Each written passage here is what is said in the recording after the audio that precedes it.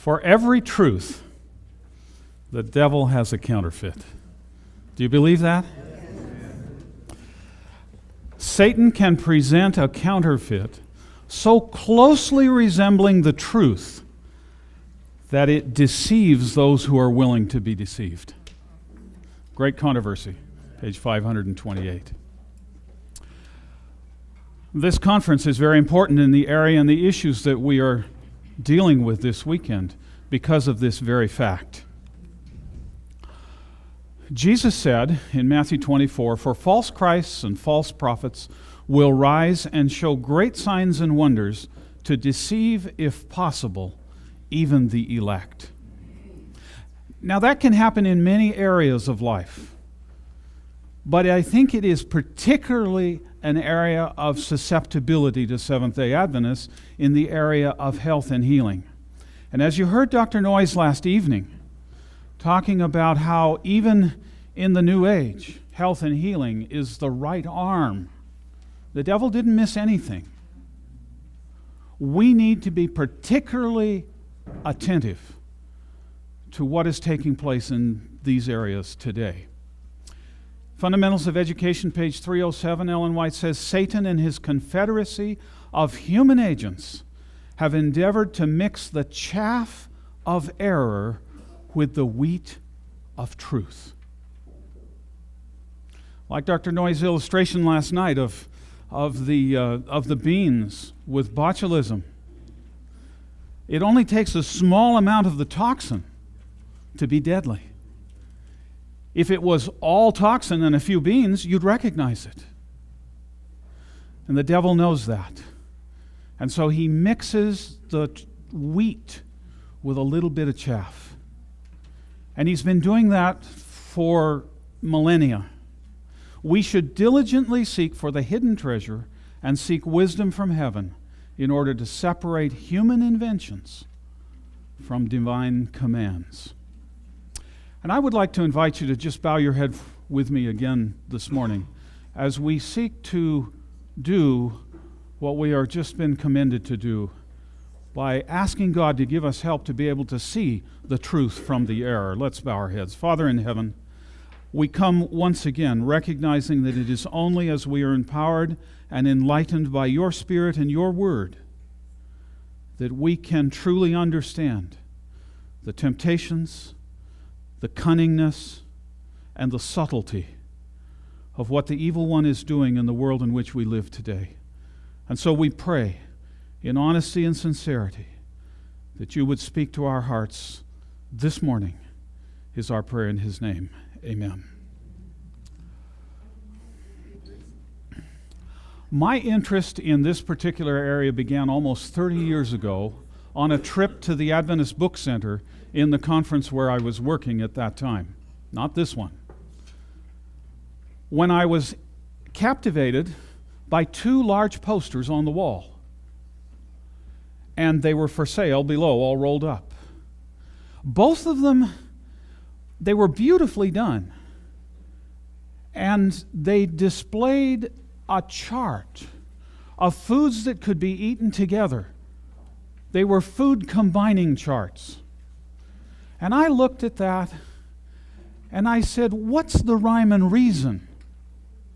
Now, of course, I have been informed by the few statements that Ellen White makes about not mixing fruits and vegetables, and I'm not here to have a discourse on that. We don't have time.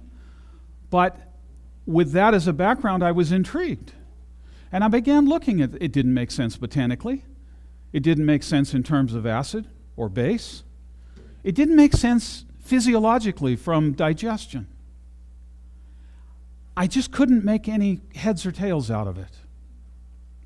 I was a little concerned, but I was also very naive. And I knew little about the publishers and the background and the philosophy behind those charts. Well, a few years later, we were called to the Philippines, and I was teaching a community nutrition class in the graduate program in public health there, and we were going to do a cooking school in the community. And we were sitting one class period with the class in a lab planning this cooking class. I knew nothing about the local foods. It was going to be outside the campus in a barrio, and I was asking the students what we should eat, what we should demonstrate, what should be sampled. And I was writing on the board these things. They were helping me spell some of them. They were explaining to me some of what it was. And about 2/3 into that discussion, a young lady who was quietly sitting at the back, was difficult to understand, said something, and I said, "Excuse me." It was difficult because I didn't understand the Filipino inflections at that point, and she had had a cleft palate repaired, so she had a little speech impediment anyway. It turns out to be and we have kept in touch with her over the years, and she has been a wonderful missionary for the Lord, using her skills for the salvation of souls. Conchita said this, and I asked her to say it again, and she said, "You can't do that." And I said, "Excuse me? You can't do that?" She said, "No." I said, "Why not?" She said, "That's a cold food, and the previous one was a hot food." And I said, "Tell me a little more." She said, "Well, I don't know, but one's cold, one's hot. We can't do that." And I said, "Well, do you mean it's cooked and one isn't?" No. I said, "You mean one's spicy and one isn't?" No. And the students began talking, and they all finally shrugged and said, "It's just culture." They couldn't explain it. Well, we didn't serve those foods together. We came up with a nice list, and we had a successful cooking class. In the intervening year, I traveled in a number of countries of Asia, and I continued running into this hot and cold foods. And nobody could tell me except it was culture. The next year, in the same class, same lab, same discussion, totally different students. About 2/3 of the way through the discussion, "You can't do that." "Why can't you?" She said, this was a male student the second time. He said, "It's a cold food, and that's a hot food, and you can't serve them together." And I said, "Well, can you explain that to me?" And we went through the little hot or cooked and uncooked and spicy or not spicy, and it turns out the same thing. And finally, the students all shrugged their shoulders and said, "It's culture." I was still puzzled. But in that class, the second year, there was a Korean student. He was in his mid-years, an ordained pastor, spoke virtually no English when he came to the campus. 1 year later, he graduated with his MPH, speaking fluent English, and he got the top grade in every class he took. He came to me afterwards, and in his halting English, he said, "I can explain that culture." I said, "I'd love it." He said, "When would you like to do it?" I said, "Well, I have no class next period." He said, "Neither do I." And so when the students were gone, we closed the door, and actually we didn't even close the door because we needed the ventilation. It was hot and humid. And he went to the chalkboard, and he took chalk, and he drew these Chinese kanji, these Chinese characters. And you know, they're pictograms. There's a rich history with the meaning of all those characters. And he began to explain to me the history and background of those characters. And I wondered where he was going at first. But then he came down to the nub, and he said, the hot and the cold concepts come from traditional Chinese medicine. And he said, and he showed me from the characters how they all pointed back to the yin and the yang. And he said they even go back to Babylonian philosophy. And I was absolutely intrigued. He went down to a library in Manila, and he later came back with several books in Chinese with some of the charts that were identical when he translated them for me to what I had seen hanging on the walls in the ABC. And I began to realize that culturally, of course, throughout Asia, China has had a tremendous influence. And as we learned last night, it's having an influence around the world in many of its healing philosophies. But that was my introduction to this whole area that we're discussing this weekend. I began to realize that the devil was working very subtly, even through culture, to those who were sincere and unaware until they were informed. And this student actually gave a lecture Pastor Philip Chun. He's recently retired. But and actually, interestingly, he is the only Korean Seventh-day Adventist minister who has been awarded the highest civilian award by the government of South Korea before he retired for his work in health and temperance in the community. And so it was these charts that kind of introduced me to, and they're all over. You go to the internet and you can find all kinds. The other day I was looking, and there's a whole website called sacredwords.com. And it's a company that makes all kinds of charts, including these of the chakras and the energy flows and patterns and all of these things that we're talking about this weekend, including food combining charts. Dr. Noyes had this on several slides last evening. I want to just take a moment to look at that symbol. It's familiar to all of you. It's used on all kinds of places: healing clinics, wellness clinics, letterhead, websites, books, etc. And it's simply the yin and the yang. It represents the yin and the yang. And of course, the light and the dark, as Dr. Noyes ably explained last night.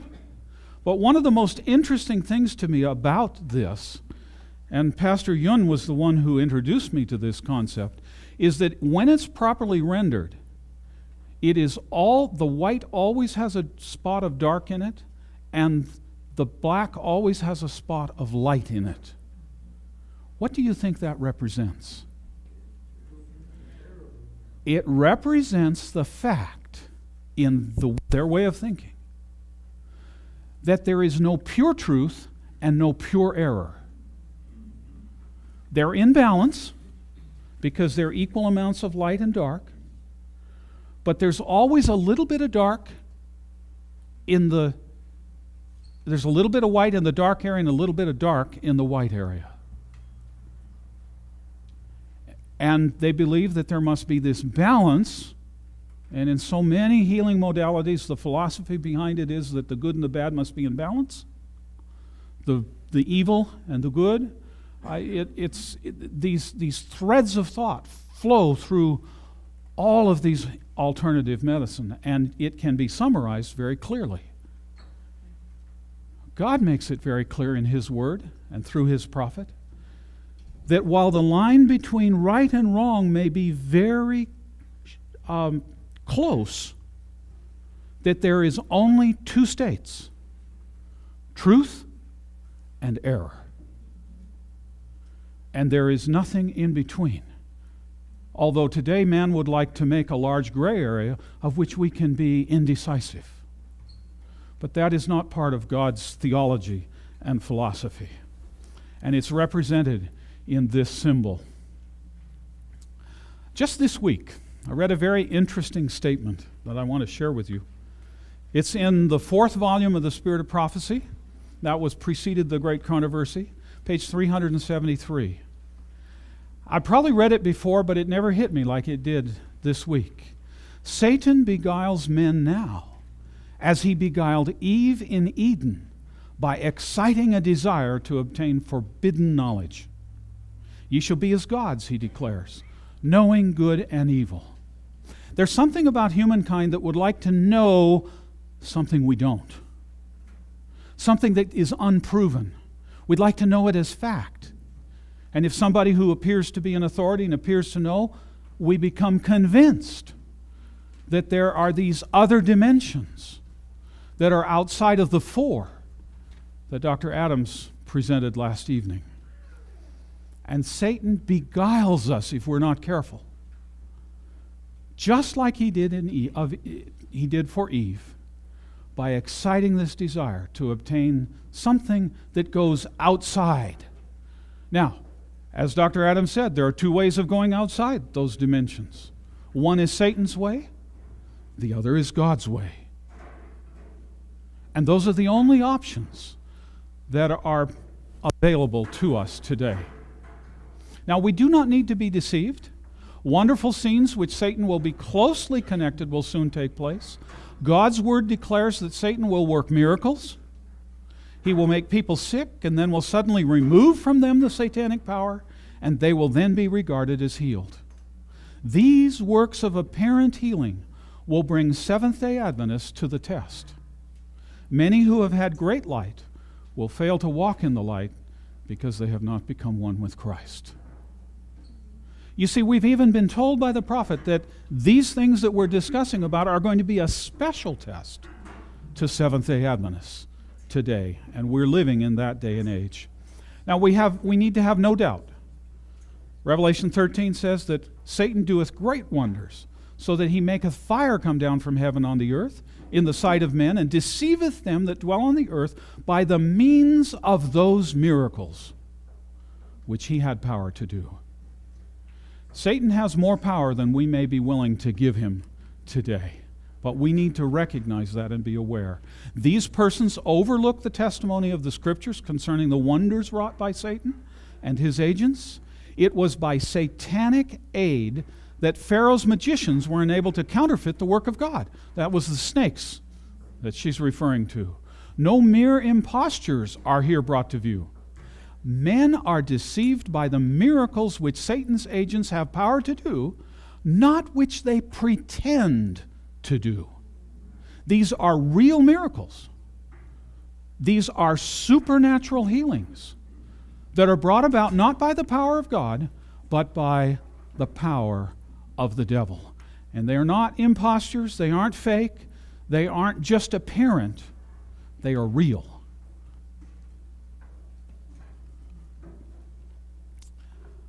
I'd like to take you through the next slide. I'd like to take a few minutes to go through this slide. I think it's important that we all understand healing method outcomes and how they all fit together, or how they can fit together.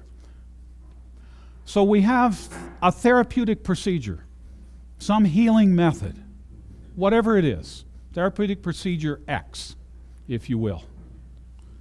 How do we relate to what happens when people receive that therapeutic procedure? Well, there are several ways. If they receive that procedure and there appears to be healing, should we not ask the question, why did that healing occur? That's a very important question for Christians today. And when we ask that question, there are some apparent answers. The first is that it might be the therapeutic procedure. It may have real benefit. Whether it's a surgery, whether it's the use of a medication, whether it's the use of lifestyle change, or a combination of those things, it can bring about healing or improvement. Or it could be a placebo. The power of the mind is incredible, and we often underestimate the power of the placebo. Or it could be the natural course of the disease. Diseases exacerbate and remiss. And it may be that a particular procedure was done and the disease would have just remissed anyway. Or it could be supernatural healing. And if it's supernatural healing, now I do not want to rule out that through the previous steps that the great physician, was involved in the healing process, because he absolutely is. But then we need to say it's supernatural healing, because God was involved. If it's supernatural healing, there are two alternatives as to the source of that supernatural healing. There's only two. The first is it's divine healing. But I have a few criteria here. God used the therapeutic process, and that's a wonderful thing, and that happens in many cases. If it's divine healing, it needs to encourage lifestyle change with God's help. It's health reform centered in Jesus, not in self, one's own ability to make changes, pull oneself up by their own bootstraps. It could be God's miraculous intervention, as in a miracle, as we would classically think of it. And if it's divine healing, it must increase faith in God and in His Word and the Word of His prophets. Must not take away from that. That's just a quick summary. The other possibility of supernatural healing is that it's the devil's healing. And there are some hallmarks of that as well. We've already read that the devil can remove the curse of disease, that he can produce real miracles of healing. The devil could fake it to some extent. It usually involves some form of mind control, and it eventually always weakens one's faith in God and His prophets. And so when a healing occurs, we can't just say, oh, it must be what they ate. Oh, it must be what they did, or the combination of things. We need to be more diligent in our questioning. Now, I'm not saying that we do that to the individual, but in our own minds. When we're trying to evaluate healing modalities, we must look very critically, and we must ask these essential and vital questions. I hear so often, but it works. Is that the criteria? Not really. We need to say, how does it work? Is it God's way or is it Satan's way? Remember that Jacob practiced genetics by sight in Genesis 30 and 31? He thought that if he put those striped poles up, that he'd get more speckled sheep. And he did. Was it the poles? Or was it God's blessing? The snakes in Egypt actually moved. All of you ladies, if there were one of those snakes, would have screeched, gone out that door. It was a real snake. And Saul, he sought the advice of the witch of Endor, knowing that he was walking in to Satan's ground. But he was desperate. It didn't work for him. Again, from fourth volume of Spirit of Prophecy, many will be ensnared through the belief that spiritualism is a merely human imposture when brought face to face with manifestations which they cannot but regard as supernatural. They will be deceived and will be led to accept them as the great power of God. Desperation often clouds discernment. Unfortunately, many Christians are not able to discern. This is not a Spirit of Prophecy quotation, but it's one that I think is very important to understand. Unfortunately, many Christians are not able to discern if a healing method has been infiltrated by the enemy. They then fall prey to occult practitioners, especially when their first goal is health at any price, instead of asking for God's will at any price. They'll do anything instead of saying, Lord, thy will be done. And will enter in on Satan's ground. Unfortunately, this book, written by a Swiss physician called Healing at Any Price, published in 1990, is no longer in print. I loaned it several years ago to a friend, and it has never returned. And I haven't been able to find one. I want to just conclude with a short story. Just over a year ago, my wife and I had the privilege of participating in evangelism in India. We went with Pastor Sean Boonstra and his wife Jean, and my wife and I did jointly together as a team a health presentation every night of the meetings. We had a wonderful time. We thought we were prepared when we left this country. We thought we had worked in Asia. I thought all the talks were just right. After the first evening, I rewrote every talk because we were working with the lowest of the low, the untouchables. And I needed to make it even more simple. But it was a wonderful experience. Some nights we had, toward the end of the meetings, we had almost 30 to 35,000 people in the open ground, sitting on the ground, under the stars. It's an experience we visited every day in the villages. And what I want to tell you about is the experience of our visiting in one village. We prayed on the doorsteps of those who were willing to allow us to pray.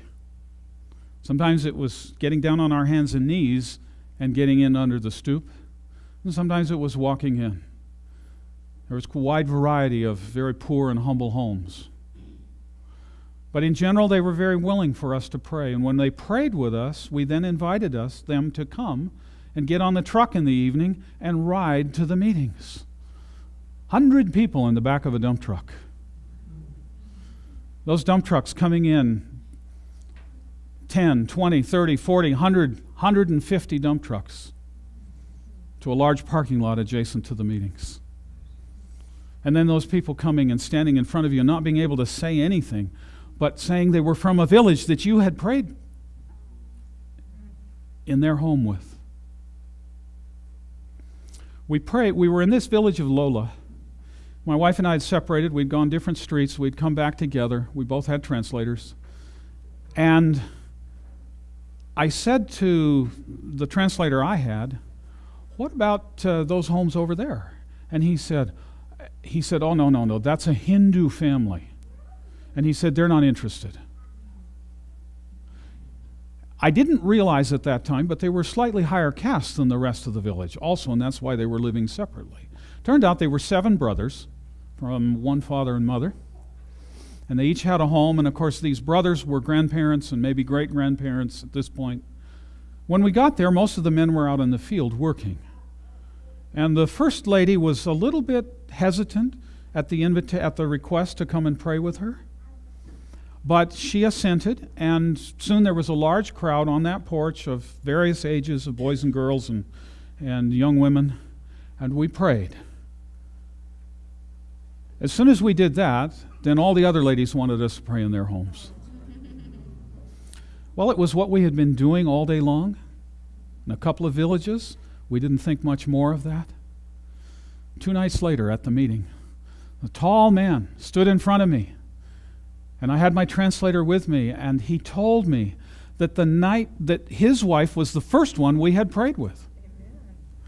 And that evening she had gone outside of the little home area there and had been bitten by a viper.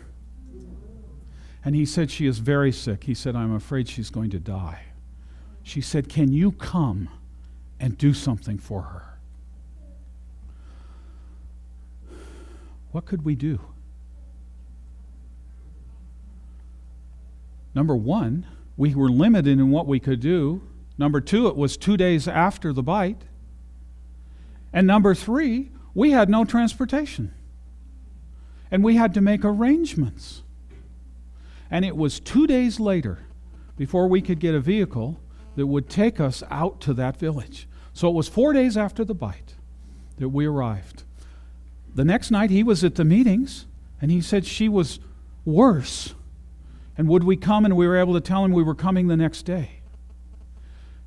And it wasn't a simple matter of just spending 15 minutes and driving out and coming back. It was an all-day process to get out to the village and then to get back.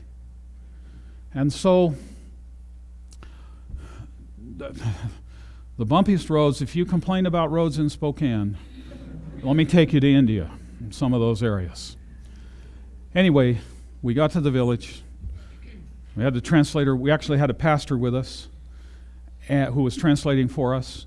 We went to her home, and we found her, We found her lying in a very, very dark room in her house, very sick, close to shock.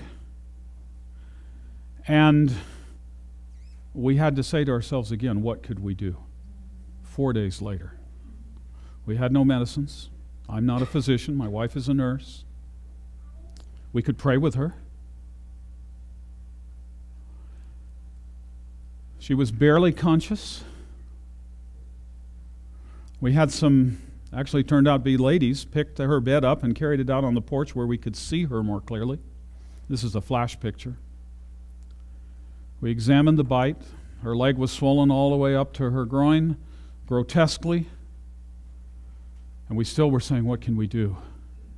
The only thing that we thought we could do was to apply a charcoal poultice besides prayer.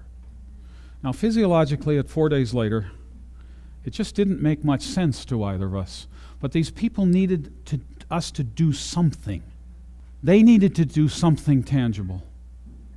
They never had prayed to God in heaven. And so we asked if they had some charcoal. And one of the helpers went out and took a mortar and pestle. And this wasn't activated charcoal from the grocery store or the pharmacy. This was charcoal used for cooking. And they had blocks of it. And she ground it up into a fine powder.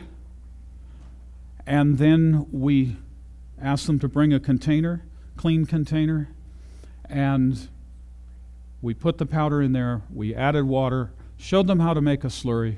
We prayed about 5 times through this whole process. And then we took and put the charcoal on her toes and foot where the bite had occurred. Her toes, she had 2 toes that were black. When we got in the car and were leaving, my wife said to me, I don't think she's going to survive with 2 toes. Those 2 toes will necrose.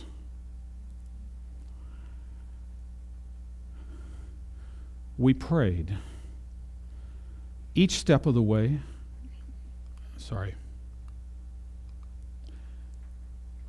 And prayed once more before we left, after we had wrapped it in the cleanest cloths that they had. Knowing that we might not get back, we continued to pray. That night the man was at the meetings, the husband. He threw his arms around me and said, "Thank you for coming." He said, "My wife is better." Was it the charcoal? I don't know. But was it God's healing power? The next night, he came every night. And he gave us a report, and she was getting better. Friday night we were leaving Sabbath evening, was the last evening, the meetings were over. He came up to me as the meeting was beginning with a smile I had not seen before on his face. And he didn't have a translator, and he was just babbling away, and we finally found one, and this is what he said. He thanked me for coming, and by the way, I had gone out once more. The last Friday we were there, we didn't have visitation scheduled, and I arranged a vehicle. My wife had a fever in the morning when we woke up, and so she wasn't able to come with me, but the pastor and I went out. And the lady was walking around in her home. She was much improved. And her toes were no longer black. And I'm not talking about the black of the charcoal. Every night he told me, we are doing it 4 times a day, and every time we, like you, pray to the God in heaven. Amen.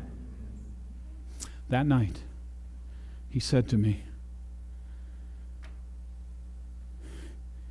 he said, "I want you to know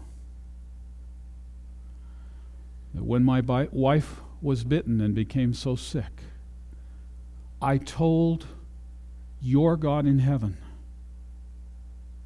that if my wife would live, I would give my life to Jesus."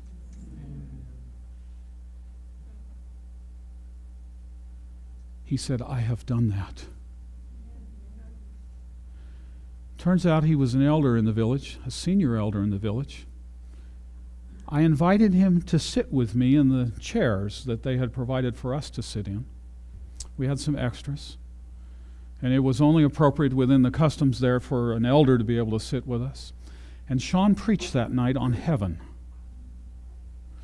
And following that sermon, he looked for the translator, and he said to me, "You are going to be leaving soon. I don't know when. But," he said, "I want you to know that 4 of my brothers have been baptized today, along with me." We never went to any baptisms because of the interest in not creating a stir with a foreigner in the village that was done by the pastors in the rivers during the different days of the week. Over 16,000 people were baptized at those meetings, among them those 5 brothers. He said to me, "You're leaving." But he said, "I want you to promise me something." He said, I want to see you in heaven because I'm going to be there with my wife and my brothers and their families. We learned upon coming back through email from the pastor who works at the section office, unbeknownst to us, that this family donated a piece of land in the center of the village, and today a Seventh-day Adventist church stands on that land. But more than that, they belong to a people group of about 3,000 people living in that area that were a little higher caste.